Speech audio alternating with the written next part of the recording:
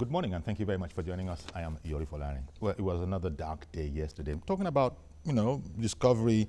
Well, actually, it was on Monday, but we didn't hear about it till yesterday or so.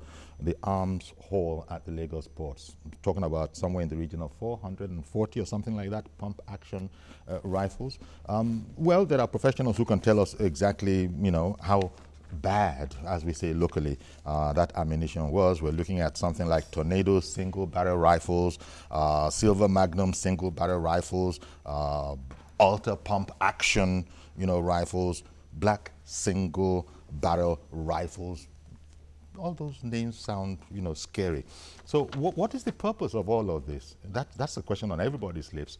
And by the way, the 440 is not the biggest haul.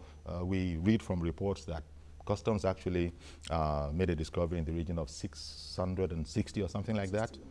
661 about 3 months ago. And by the way, the voices you're hearing on the background there are my guest this morning, forwarder Increase Uche. He's a freight forwarder. He's going to come and tell us how it works, how the whole business of freight forwarding works, and how a consignment lands and who is involved with what. That's on the one hand. Thank you very much for coming on, Increase. Thank you, sir. And right next to him is our friend Tony Ofoyeton. Tony is a lawyer. He's also DG, International Institute of Professional Security. Thanks, Tony, for coming on. Thank you for having me. So as I was saying, 661 the other day, and then another 440. This one, of course, hidden in disguised. I think there must be a proper technical term for it, but it was concealed. Thank you. And they were misrepresenting. They said it is POP materials in there. Plaster of Paris cement. So clearly, the customs people had a tip-off. We'll come to that. We'll try and be speaking with the spokesperson of our customs in Abuja. Okay, but it shouldn't have happened. When the items that were brought in are actually prohibited, aren't they, Increase? They're actually prohibited unless you have a special license to import those kind of things. And if you do have a special license, you're not going to be bothered with trying to conceal them. The question I guess I have is that it's not difficult, is it, to know who the owner of the consignment is? That's my question to you. Okay, yeah, ordinarily it's not difficult to discover who the owner is because the bill of lading will state clearly the consignee's name, the address, description of the cargo, vividly. But unfortunately, what happens most times is that the cartel that is handling this kind of illicit business will try to falsify all those information, so making it difficult for you to get at the actual owner directly. Yeah. And let me stay with you for a moment. When stuff comes in like this, disguised, the true specification or identity of the consignment hidden, the forwarder, the professional who is involved, apparently he's indispensable in the chain. You've got to have a forwarder. Yes. Yeah. Is the forwarder in on the matter? Or is it possible for the forwarder also to be a victim of deceit? Yes, you see, the bill of lading will always state said to contain. STC, said to contain. STD. And then you see this our nefarious businessmen will always try to conceal such items under a given cargo, like what we now have in this particular 1 by 40 feet container that is covered. The whole rifle was covered, concealed with POP materials. So in that case now, once you receive the bill of lading, it is not what on the bill of lading is the content of the container. That is where the issue of transparency comes in. You understand? So the forwarder might not be in the position to know actually, but where he is informed, it becomes, impari delicto. That is both of them are aware of the. They become co-conspirators. Yes. So that is the issue. Then that means the forwarder now is trying to aid and abet the remover. Yeah. Once it is proved that he's aware. And in short, it's smuggling. It's just smuggling. Yes. I was just trying to sort of try and pieces the word smuggling, exactly. But it ends up being smuggling when there is a decided intention to deceive all concerned. Yeah, it becomes worrisome when Ordinarily, smuggling is done through unapproved routes. So this time around, you see what they do, they use the approved routes. You know, government, you know, ports and the land border stations that are fully approved to do illicit business. And it's a big point and a big difference. Thank you very much. Tony, there you go now.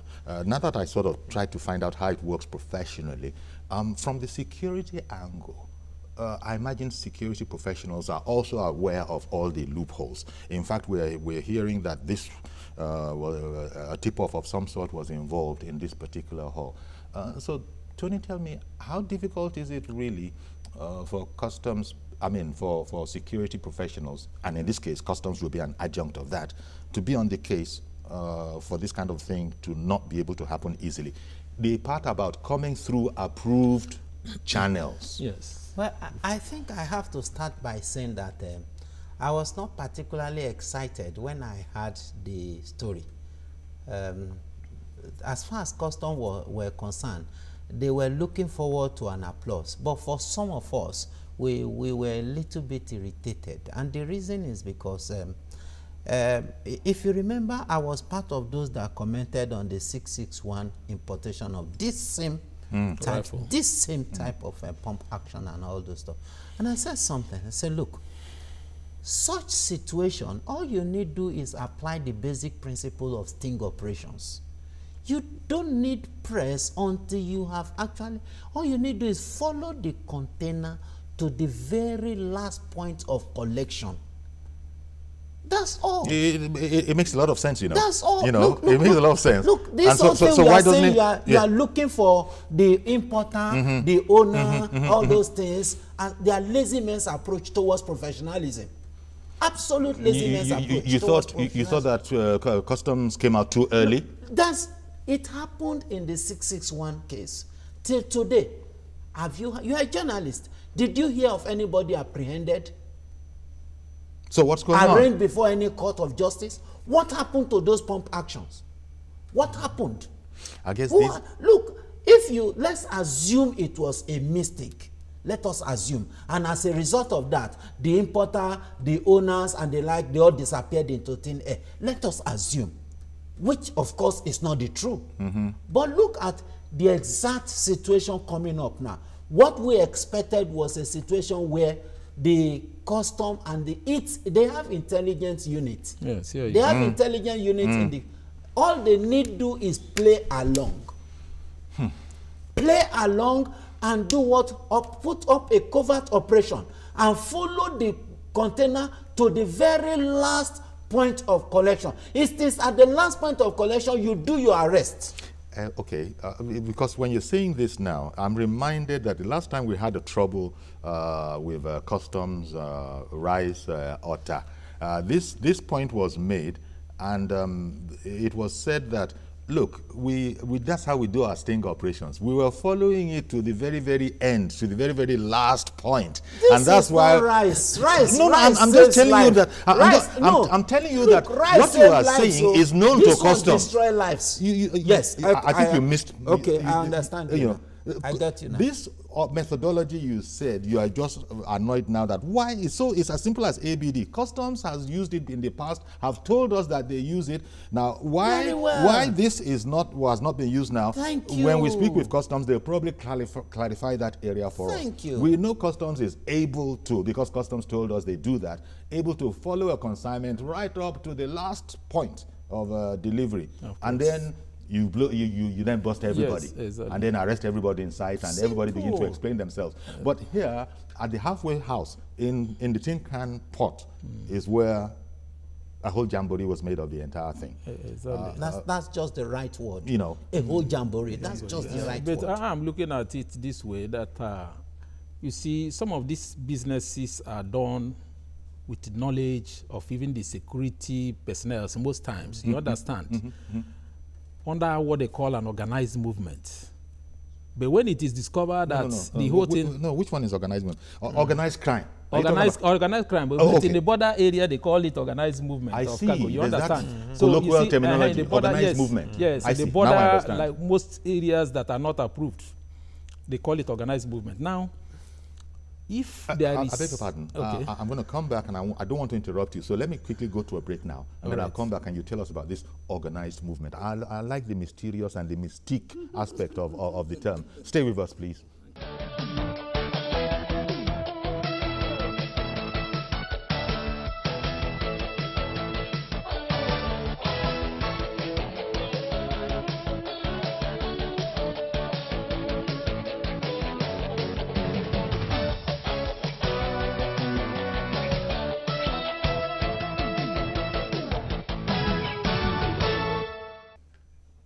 Okay, welcome back. We're looking at the arms hall at the Lagos Tinkan port. And, oh, by the way, I hear that the National Public Relations Officer of the Customs, Mr. Joseph Atta, is on the line. Good morning, Mr. Atta.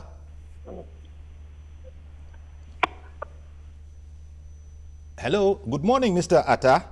Yeah, good morning. Thank you very much for taking our call. The arms hall at Lagos Port is the second in a short time. I understand that there was a big one earlier, even bigger than this, about 3 months ago. Now we have this 440. You said that details would follow. That's what we heard yesterday. Are there any details to follow that you can share with us now on the case? You would agree with me that seizure of arms anywhere is a very sensitive issue. So the fact that this was just discovered and intercepted yesterday suggests that this money might just be too early for any meaningful detail. Okay. I understand that. But tell us, Mr. Atta, why did Customs, as it were, blow the lid at Tinkan Island Port? I mean, why didn't they, for instance, follow the consignment up to the end, destination, and then announce a bust? You see, that is the issue. See, in Customs, we have different layers of security. We have officers that we call resident officers in the command. If for any reason it slips off their hands, there are men of the Federal Operation Unit who are there to intercept it. If for any reason, again, it escapes their interception, we have men of the compliance team. And beyond all these things, all this, what we could call physical policing, we have men of the intelligence unit who are not seen. They are there. They operate covertly. And their job is to provide credible intelligence. And at any given time, when credible or intelligence is available, what we need to do is to swap on that thing and intercept it. That's what has just happened. It just happened that we got this intelligence right there, and we try to identify the container, separate it, and subject it to 100% examination.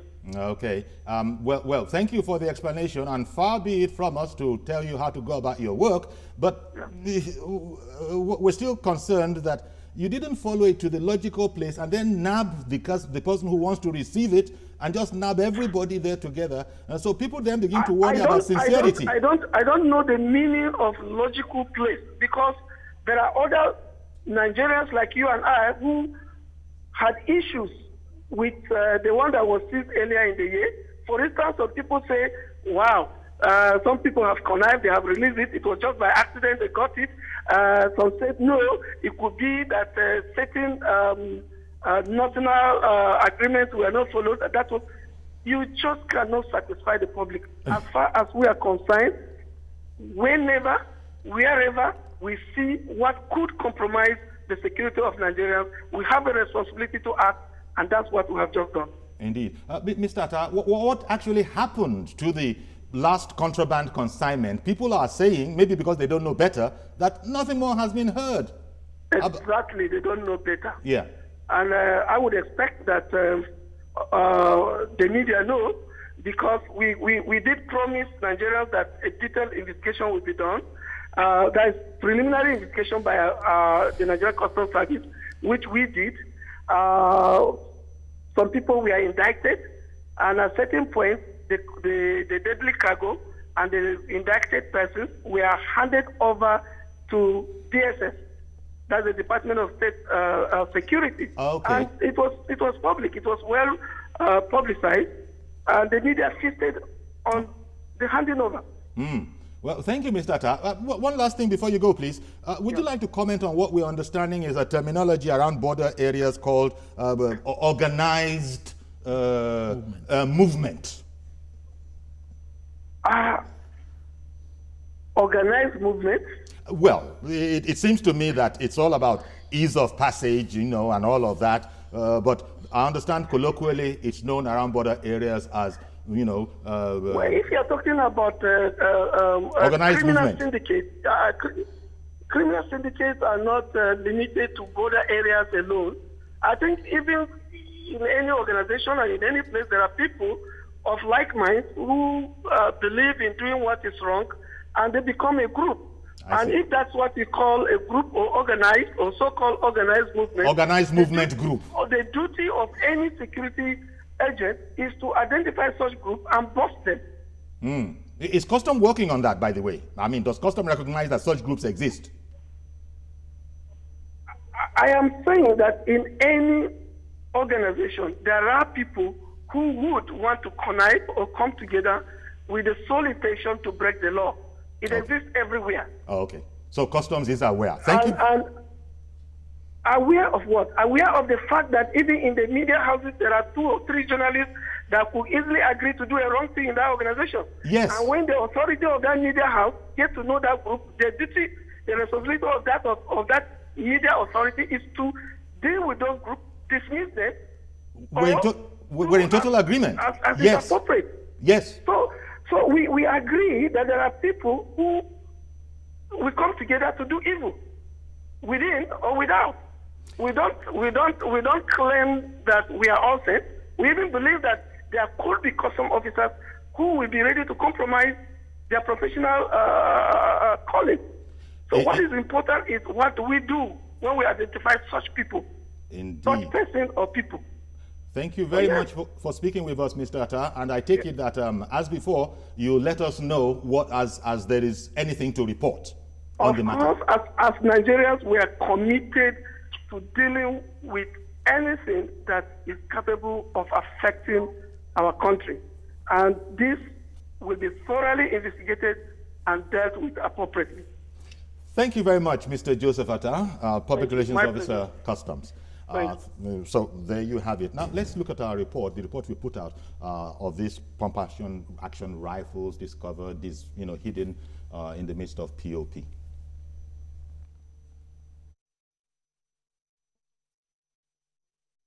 Of white cement, also known as POP powder, was used to conceal the cache of arms. The customs authorities say the arms shipment was imported from Turkey. We have discovered that they use POP powder, which is on the floor here. You can see it down here. The container was identified and then intercepted. So there's no question of any customs officer releasing any container here. It was intercepted before even declaration. We have other accessories in this container as well. Several parts dismantled, definitely to be reassembled. So investigation requires we go deeper so as to get to where this quasi-factory of arms assemblage is in Nigeria, so that the nation will be safer. The pump action, which are of different sizes and specifications, were more than 400 in number. 440 pieces of various sizes of this kind of pump action, Magnum branch, some from US, some from Italy, but mainly imported from Turkey.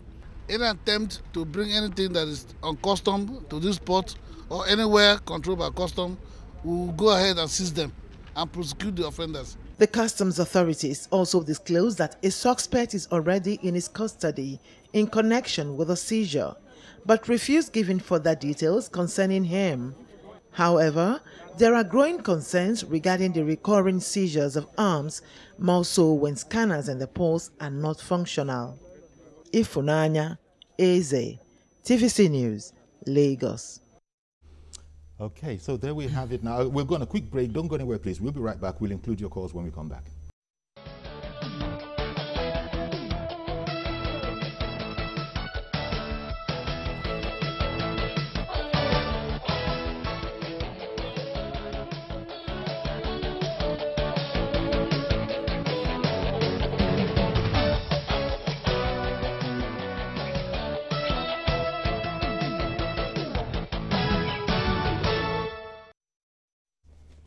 Welcome back to This Morning, and if you're just joining us on TVC News Nigeria, well, we've been talking about the arms haul at Lagos ports. We've spoken, you missed that, I'm afraid, on TVC News Nigeria. We've spoken with the PRO of Customs, and he's assured us that investigations are ongoing. It was all as a result of a tip-off, and that there's precious little to report at the moment, but that they were on it, and as soon as there is any information, you know, we will know. We asked the PRO what happened to the last 660 or so pump action rifles, and he said if we had paid attention, they investigated it up to a logical conclusion, and the matter had been handed over to the DSS. Our guests still remain Tony Ofoyeton, lawyer and DG, International Institute of Professional Security, and forwarder Increase Uche, freight forwarder and acting president of the National Association of Government-Approved Freight Forwarders. Now, Increase, you were telling us about the so-called organized movement. Yeah. Well, you heard the official response, Yeah. naturally. Yeah. So the way that works, quite frankly, it's a corrupt route, and there's no two ways about it, right? Yeah, it's a corrupt route, meant to circumvent the system. Yeah.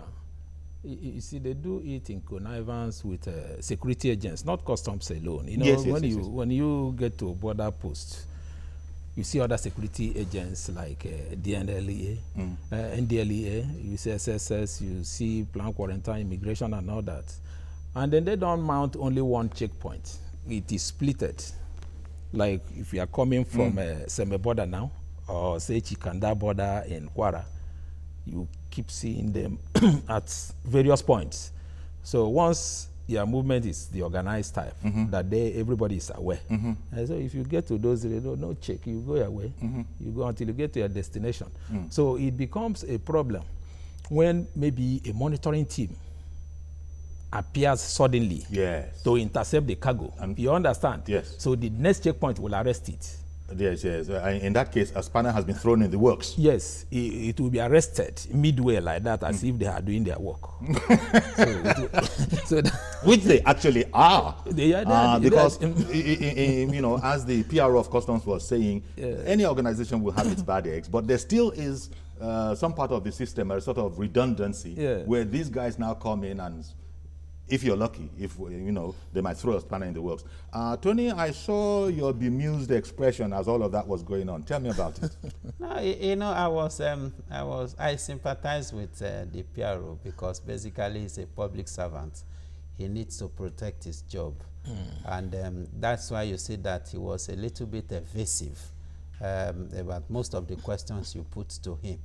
And why I also, my little shock was when he said that the issue of the 661 pump rifle had been investigated, and the people had been arrested, and they've all been handed over to DSS. For goodness sake, I'm a Nigerian, and I'm sure that we all read newspapers almost every now and then.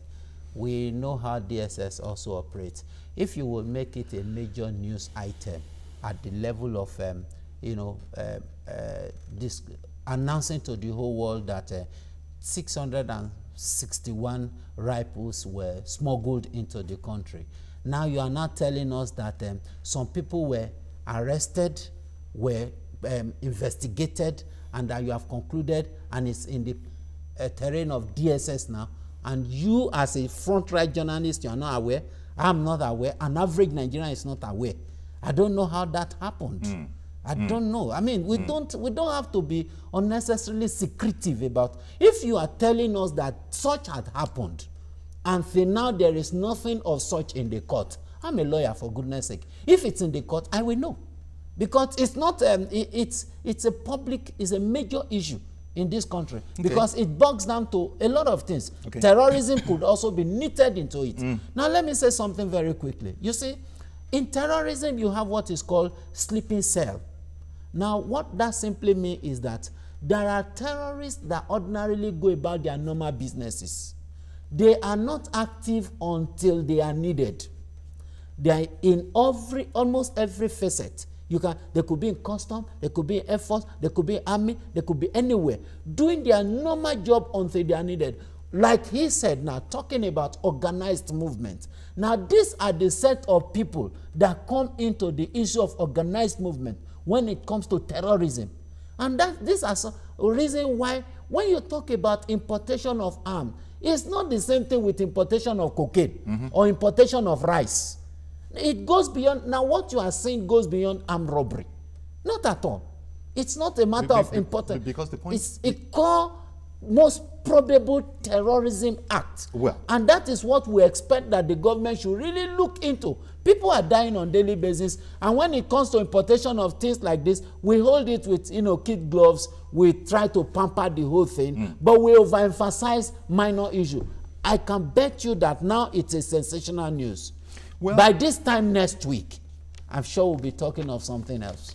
Well, we're going to require information because if 3 months ago, 661 odd rifles, pump action rifles, rifle is rifle. When you now say pump action, it sounds even more deadly. They all have the same aim. Yes. Now, the next question, what we're going to want to know is that what exactly is a pump action rifle? Not everybody is into arms. What can you use it for? Are these equipment? Is this equipment that could have come into the country rightly, legally, if, for instance, it had been properly, it was a properly licensed importer? And what do they use it for? Could this be what hunters? This be the kind of equipment that hunters use? I mean, we don't know. Not everybody knows about firearms. Yeah, exactly. Some are for sport. So but it's scary that we have found guns, and there was between the two 3 months ago and now we're looking at 1,000 firearms. So people know that usually customs will discover about 10%, maybe even 5% of the bad guys. Yeah. So what about all the others that have gone in there? What's going on here? This is the fear that one should have, I think, English. Yes, the fear, you are right. You see, in the chain of this operation of illicit trade, we have the Capone. They don't come out. The boys you arrest are just the ones taking delivery or the ones delivering the cargo. Cocaine businesses like that, you understand? Yes. Then in the chain, as the cargo is moving, it's only when there is threats that it is busted. They don't bust it, you understand? And then the person apprehended, like just in the case of this one, 661 this rifle, I'm not trying to defend customs. I'm aware that even the woman that released the cargo is still under custody. Okay. You understand? They handed over. That is from the 661? Yes, 661. There's a woman that is still they handed over the authorities. To the DSS. The way government, procedure or your bureaucracy and all that. Investigation is... It's a wide thing. It's ongoing. It's very, very wide. You understand? So I'm not trying to defend it, but I'm aware because I'm in the port. Yes. Because that particular incident has crippled Apapa port up to today. Cargo is no more coming there like before. Because even the ones, legitimate trade that pass through Apapa now is subjected to a thorough check. I see. You understand? So things have become very difficult. Hotter. So they are moving. That is why you see this one passing through Tinkan. The first one was from Apapa. Then this other one is Tinkan. When you chase them this way, yes, they look for another area. But the good thing is that custom is brazen up now. Okay. They are brazen up, unlike before. Mr. George, thank you for calling in. Good morning. Yeah, good morning, Uncle Yori. Good morning, sir. Uncle Yori, if this discovery was not made, we wouldn't have heard anything about the previous one. I agree with Tony that the matter is unduly being played down. The authorities concerned should brace up. You can't have a very serious crime of this nature where 660-something guns were imported into the country and they were dissected. And then 3 months after, we are not hearing anything about it again. Where have the guns gone? Who are the importers? If you say that the sting operation that Tony talked about will have been the solution, I do not think so, because even if you follow them to the warehouse, you are not likely to know the actual owner at the warehouse. They don't live there. They use agents. The person that cleared the goods knows the person that gave him the job. So through him, you can investigate and know who the owners are. You see, Uncle Yori, that from the way the thing is looking, you can see that some big politicians must be involved in this thing. Who else will be importing guns? What do they want to do with it? Apart from using it to rig elections. Okay. The government must not play this thing down. I will want to plead with you, particularly Uncle Yori, because it's only your station that is making us to hear things like this. Please, ensure that this information does not die. Thank you. Thank you very much, Mr. George, for calling in. Again, when things like this happen, that was why I was saying earlier that what ordinarily are pump-action rifles used for?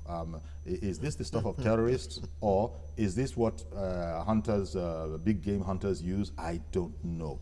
I think it should be the ordinary. This is not the conventional rifle used by the military or paramilitary.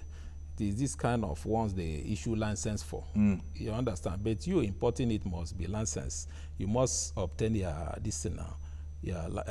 clearance from NSA. You understand what they call now let me say that let me bring in Joshua. Mr. Joshua is calling in from Bidda. Good morning. Hello, good morning, Uncle Yori. Good morning, sir. Good morning to the team of panelists. Good morning. I really enjoy your program, Uncle Yori. Thank you very much. What I want to really tell you this very morning is that all the discovery that have been made of recent, you will discover that it is a preparation towards 2019. Our politicians in Nigeria are very, very desperate. They are really thirst for power, and they will do everything possible to get there. And you will discover that this discovery, you will discover at the end of the day, there is no trace. They are even using importable third hands to clear some of these things that they have imported from the foreign nations. Well, I can tell you, I can beat my chest that 2019, are you getting it? If we are not serious, things like this are going to be coming in. And I pray that God will help Nigeria. All right, then. Well, thank you very much, Mr. Joshua, for calling in. Tony, you see, sincerity, you see, there are different aspects of corruption. These different aspects. Yeah, the Ikoyi, how much was that one? 44 billion or whatever. That Ikoyi one is one kind of corruption. This is yet another one and a kind of corruption. And you were making the point that this is not like smuggling any other thing in. This has, great negative potential. Of course, it does. Now, transparency kicks in. How sincere are we going to be? Clearly, there are the good guys in customs, and we know, like as the PRO said, in any organization, there are also the bad guys. So we have this situation on our hands, and people, you can't blame people for feeling. Mr. George was making the point that we don't hear anything more about cases that have gone in the past. So what happened to those 661 guns? He couldn't get there. Those are the kind of challenges we have. Unfortunately, like you rightly said, corruption has eaten very deep into the fabrics of this country. And I'm sorry to also say that the fight against corruption is not from the institutional angle of fight. It's from the individualistic angle. We were looking forward to a situation where the institution called Nigeria would be, attended to right from the base. Some areas would have to be properly restructured.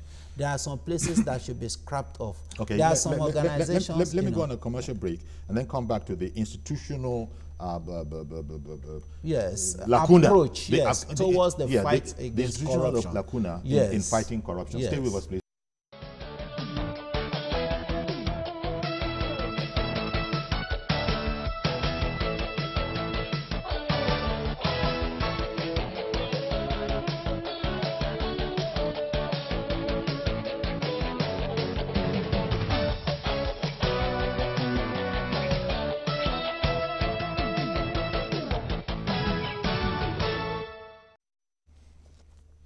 Welcome back. We're still looking at the arms haul at the Lagos port. Clearly an illegal importation. Shola is in Agbara, wants to join the conversation. Good morning. Yeah, good morning, Uncle Yori. Good morning, sir. And good morning to the two gentlemen on the studio there. Good morning. Yeah, you see, Mr. Tony has just made a very good point. Honestly, he has actually spoken my mind this morning. You see, the custom, if actually they want to do a proper job, the custom should have followed the item to the delivering point. If people checking on them are not trustworthy, another team should have been checking on the one that are following it up, and they can set another one to be checking it even to the point of delivery. That is number one. Number two, you see, this item, there are so many people that are on this armed queue. You see them, they say they have license to sell, but they don't have license to import. Why can't they go on those ones? Where are they getting the weapons from? Go and check those ones, and from those ones you can link to the people that are bringing this thing in. We have information of so many people like that around our areas. They say they have license, they have all these properties, even some of the rifles. You see it in their house, in their possession. They say they have license to sell, but they don't have license to import. Why can't you go and check on those ones? Then from there, they link you to people that are bringing this thing in. All right. Thank you very much. Thank you very much for calling in. Let me bring that question to Increase. For the Increase, Uche is a professional. Yeah. All your colleagues out there. We were talking about off-air about the institutional approach to corruption and how that is lacking. Is it conceivable that among that whole field of professionals forwarding, that they could, mount a war against corruption, because nobody can import anything without the forwarders being involved? Yes. And so forwarders knowingly handling smuggled goods, dirty goods.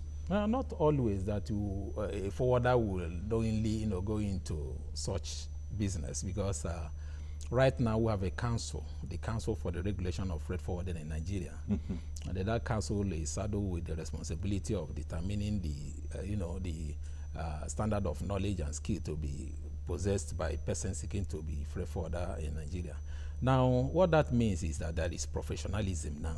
And what professionalism means that you must possess the required skill. You must have, the knowledge that under our standard trading condition, you are not supposed to go into such business, no matter what, no matter how much you are paid. The way a lawyer is not supposed to collect a bribe. Yes, in my organization, NAGAF, today, presently I'm still the chairman of Anti-Corruption Vanguard of Freight Forwarders. You understand? We were trained in 2005 up to 2006 January, when we were inaugurated and given the empowerment to even handle custom documents during examination to, to help in discovering some of these things by ICPC. So unfortunately, we couldn't go in to carry on the job. But for my particular organization, we have said we are tired of giving bribes. We can never take part in any illicit business in the port. Okay. So any NAGAF person in the port will never engage in such. You understand? If we get you, we'll expel you. So it depends on the organization. And then, okay, sorry. Okay. Mr. Yakubu Ndokwemo, thank you for holding on. Good morning. Good morning, sir. And good morning to the gentleman in the studio. Mr. Tony has already said it all. I wonder, this is the only situation giving us opportunity to be our mind. I was totally disappointed in response of PRO's from this morning. How come, if you as a journalist, a trained journalist indeed, does not know how they prosecuted the last one? I don't know, maybe you did not tell us, because we always follow you. That is how come it does not carry the information. They stages. Are you getting me? The line is drifting in and out. Hello, are you hearing me now? Yeah. Yes, I like us because we are in a global stage now in this country. You cannot travel. The information about the last one in the media, we don't know about it. So your friend in the studio does not know about it. He's a lawyer indeed. He does not know that you are prosecuting somebody, and that is a sensitive don't know how you prosecuting them. If it is just ordinary citizen of this country, they catch up with just one weapon. They will be purely about in the media. Lastly, you see, 2019, if it is because of this 2019, they are importing all these guns. Yeah. They will be continuing to import guns. You know why? Because politics is lucrative business. And be able to make sure that they collect minimum wage of 18,000 or 55,000 naira. They will not import a gun. Who will be going there? We will not see a credible Nigeria to be service to the nation. Thank you very much. Thank you very much for calling in. Really appreciate your call. Now, you wanted to? Yes, I wanted to conclude. You see, when we talk of institutional approach to curbing all this, you see, what is actually lacking is inter-government agency, cooperation that is lacking seriously. Because customs, for now, will not allow to hand over to police or allow, kind of collaborate with police to carry out their operation. Because police themselves, maybe they may not allow custom to come in, but what they do is police will arrest and hand over customs since it relates to customs work. And what happened to this particular seizure? The first one that was intercepted along Oshodi Express Road, Mile 2 precisely, it took the people that released the cargo unaware because there was not thorough examination conducted. So because of that, they don't want to give any chance to probability. They had to intercept this and immediately make exposure and then announce the whole thing. You understand? Okay. Because once beaten, twice shy. So they don't want such to repeat again, that they will say that the people, the customs officers in the port are lousy and they are aiding corruption or movement of this cargo. Okay, let's slip in our last caller. It's a Mr. Ken from Sulere. Did I get that right? Ken? Good morning, all. Good morning, Uncle Yori. Good morning, sir. Yeah, I've been following the program. The only thing I just want to submit this morning, looking at the whole scenario, I'm impressed with the guests in the studio. But what I want to say is that Nigerian situation, I want to just draw this analogy. It's like when a lot of people come together, group of people say, let us go and steal. And the same members of that group will come out and say, we have caught a thief. That is our situation in this country. So it's a situation of everybody trying to play around, and at the end of the day, you discover that within the people that are chasing the thieves are more thieves amongst them. So that is the thing. Because for somebody to have the mind to bring this kind of firearms into the country, they said if you see a bird dancing on top of a tree, what is beating gun for beating the drum for the bird is somewhere. Okay.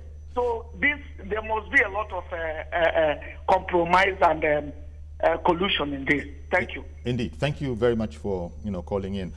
Tony, we run out of time, but again, getting to the bottom of this, speaking as an outsider shouldn't be too difficult. If indeed there is the will. First of all, there's forensic examination of documents. That's on the one hand. Local expertise is existing here. I guess the one thing that we just want to hope we can take for granted is a commitment to transparency. And then they need to help us and answer these questions. What are these guns likely for?